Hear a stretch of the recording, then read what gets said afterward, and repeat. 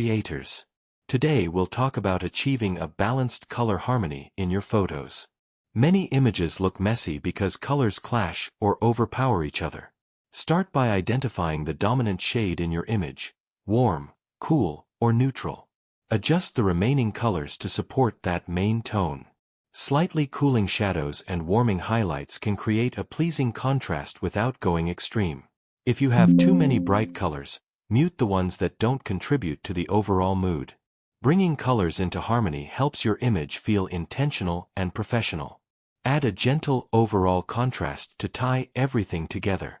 The goal is to make the photo feel unified rather than chaotic. Thanks for staying with me. More editing techniques coming soon.